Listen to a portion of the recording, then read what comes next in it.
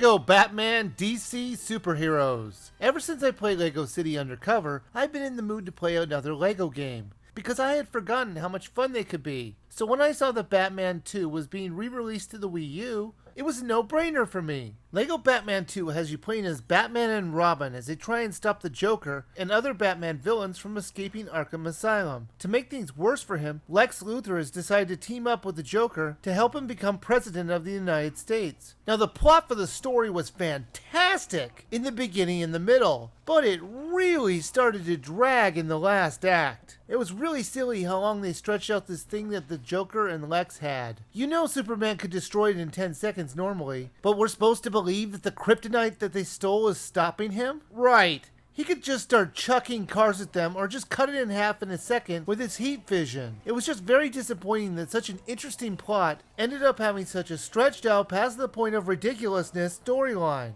Now, like I mentioned, Superman is in this as well, and he's actually playable, and he's really fun to play as. Mainly because most of the time he can fly around the room and do most of the powers that Batman and Robin needed gadgets for. Honestly, he should have been the Swiss Army knife of characters, and just be able to do most of everything that everyone needed to do. There were other characters that would show up as playable, like the Flash, Wonder Woman, and the Green Lantern, just to name 3 of them. But trust me, there are way more! Basically the Justice League if you want to know who's in this game. They all have similar powers to what Superman could do, or one of Batman and Robin's gadgets. There wasn't anything too original with the other Justice Leaguers. I would say one of the big exceptions to this is the Green Lantern, which would use his ring in fun and amusing ways. And I guess you could say the Flash was faster than everyone, but it really doesn't come into play in the story mode. The level designs were fantastic. Some of the levels would just go on for at least an hour, but there were checkpoints through it so you could leave and come back right to that point. I can't stress how much I enjoyed the levels. There were always interesting ways of progressing through them, and even though it wasn't always clear on where to go or what to do, with a little bit of trial and error you could figure it out. Now I played the Wii version when it came out last year, and I liked it for the 30 minutes that I could play it. Then the game glitched out on me and I couldn't progress, and I just never went back to it.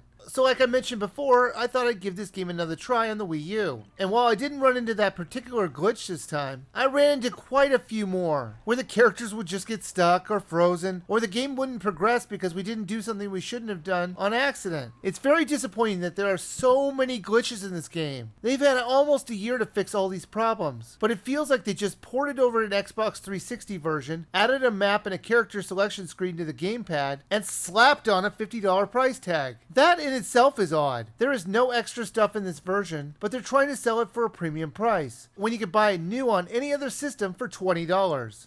However, price complaints aside, there is a lot of stuff to do in this game. Even after you finish the story mode, you can explore Gotham for hidden secrets and other things. Plus, you can replay the missions with the new characters that you've unlocked to find new unlockables that were hidden in the level previously. And that's a bonus because I told you those levels are really fun to play. Plus, I love that everything was voice acted, and not just pantomimed out in a funny way. It made me care more about the characters and the storyline.